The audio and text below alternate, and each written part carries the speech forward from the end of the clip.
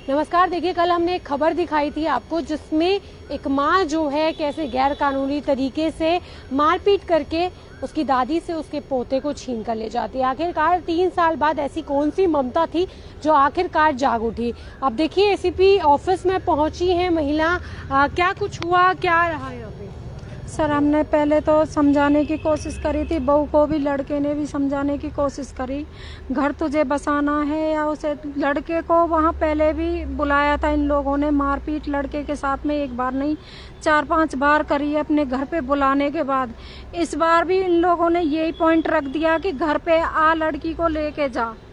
लड़के ने ये बोल दिया मैं घर पे नहीं आऊँगा, घर पे मैं आपके नहीं आ सकता, क्योंकि इन लोगों ने पहले हरकतें की हैं। अब मैंने यहाँ पे एसीपी साहब से ये बोला, सर हमें भी बच्चा मत दो, ये बच्चे को लेकर के आए तो, और उन्हें भी मत दो, आप चाइल्ड हेल्पलाइन वालों को बच्चे को दे दो ताकि ये सेफ रहे, जिंदा रहे और ठीक रहे हमारे सामने।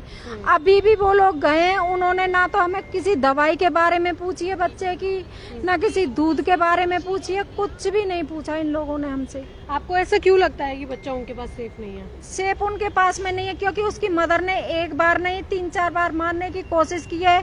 एसीपी साहब को दिखाया भी, इसके दांत देख लो जो पहले टूटे हुए, प्लस में हमारे पास में सारी रिकॉर्डिंग है, वो देख लो।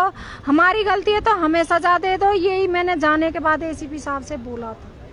सर हमारी गलती है तो आप हमें सजा दे दो, और उनकी गलती है जो भी कुछ है। इन्होंने किडनैप बच्चा घर से किया। एक माँ आती है सिर्फ इस तरीके से आती है, गुंडों की तरह मुंह पे डांठा मार के तू अपने घर में आ रही है, घूंघट डाल के इज्जत से आती। डांठा मार के क्यों आते हैं अपने घर में? एक गुंडी औरत ही आती है, रात को 1 बजे बच्चे को घर से निकाल के ले जाती है 62 की तरफ मारने के लिए। उसके बाद भी इसने घर पर जब इसकी दादी आई तो उसने बोला कि हम सारा कुछ संभाल लेंगे, तू फांसी लगा लेना, हम आप देख लेंगे। तो उसके बाद इसने रात को फांसी लगाने की कोशिश है कि हम पूरी रात जागे रहते। हमारे पास पूरे सबूत हैं फोन के अंदर। आप सब लोग जो भी तो आपने अंदर दिखाए एसीपी साहब को? सर ने देखे नहीं है, हमारा कोई भी सबूत नहीं देखा। उन्होंने बोला कि वो तो सुनने के लिए बैठे हैं ना लोगों की, वो सुनने के लिए बोल रहे हैं। उन्होंने समझाया भी, मेरे बेटे को भी समझाया, बहू को भी समझाया, लेकिन बहू ने बोला कि मैं अपने बिना भैया भाभी के नहीं जाऊंगी, आप लोगों को मेरा घर आना होगा। ये कैसी जिद है? जब एक औरत अपने घर को छोड़ के जा सकती है मारपीट का इल्जाम लगा करके, और घर में बच्चे को उठाने के लिए आ सकती है, तो वो अपने ससुराल में अपने बेटे को लेकर क्यों नहीं रह सकती? क्यों नहीं आ सकती भैया भाभी को छोड़ के? जी, मैं भी एक माँ हूँ, मैं भी तो अपने बच्चों के लिए ससुराल में पड़ी हुई हूँ। मेरे आदमी ने मुझे छोड़ दिया, वो उनके साथ में लगा हुआ है क्योंकि वो उन लोगों से पैसे लेता देता है, पैसा सब चीज को दबा देता है। आज मेरी आवाज बहुत आगे तक दबाई जा रही है, यहीं तक ही नहीं, मैं आगे तक भी जाऊंगी जितनी मेरे अंदर हिम्मत है। मेरे पास पैसा नहीं है। जो भी भैया मेरी वीडियो देख रहा है, प्लीज मेरी मधु राजपूत के नाम से फेसबुक आईडी है, उस पर अपडेट भी देखना प्लीज, और जो मेरी हेल्प कर सके वो हेल्प भी करना, क्योंकि मैं आज पैसे से लाचार हूँ बहुत ज्यादा, क्योंकि सारा पैसा मैंने बच्चे की दवाइयों में लगा दिया। भैया आप चाहो तो कहीं तक भी आके मेरी खोजबीन करवा लो, जो हॉस्पिटल में मैं लेके जाती मैं आपको वहाँ भी लेके जाऊंगी, सारे प्रूफ दूंगी मैं आपको। जो भी भैया मीडिया वाले सुन रहे हो, मुझे देख रहे हो, तो प्लीज मुझ तक कांटेक्ट करो भैया, प्लीज मेरे साथ लग जाओ भैया, एक बच्चे को बचाने के लिए प्लीज मेरी हेल्प कर दो।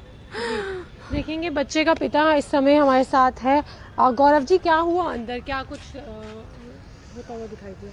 सीपी साहब ने बुलाया है, एसीपी साहब ने बुलाने के बाद में उन्हें बुलाने के बाद में समझाया, लेकिन बात समझ में नहीं आई। उनका यही है कि माँ को छोड़ो, बहन को छोड़ो और अलग रहना है, और भैया भाभी को तो खैर छोड़ना ही नहीं है। एसीपी साहब ने होगा उनका कुछ ना कुछ। अच्छा। तो कहना लड़का ले लिया है, भैया भाभी के पास ही रहनी है, कि लिखित में लिखवाने की कोशिश कर रहे थे।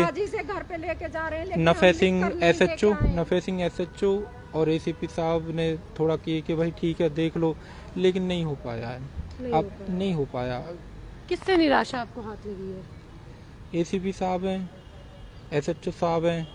अगर चाहते तो जैसे कि वो FIR करके हैंड टू हैंड अभी अरेस्ट कर सकते थे, जिस हिसाब से मारपीट करी है उन्होंने अकेली महिला पे। अभी जो आपने मारपीट की, जो एप्लीकेशन दी थी, उस पर कोई कार्रवाई नहीं हुई? एप्लीकेशन की देखो क्या कर रहे भाई, उन्होंने रिसिप्ट दे दिया, बोल रहे थाने आओ तब होगा, ये होगा। के चक्कर काटेंगे तब हमें बच्चा मिलेगा। अब हम कोर्ट के थ्रू बच्चे को लेंगे, हम जज साहब से भी अपील करेंगे वो मेरे साथ में न्याय करें। जो मेरे साथ में हुआ उनको उनके किए की सजा मिलनी चाहिए।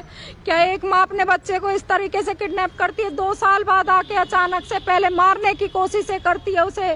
बीमार बच्चे को कितनी बार मारने की कोशिशें की है, मेरे पास सारे प्रूफ हैं। तो देखिए फिलहाल एसीपी ऑफिस में हम पहुंचे थे और देखिए ये दादी और जो पिता हैं वो कहीं ना कहीं अभी निराशा के घेरे में खड़े होते हुए नजर आ रहे हैं। तमाम खबरों के साथ बने रहे। बल्लभगढ़ का मामला है, शेयर कर दीजिएगा।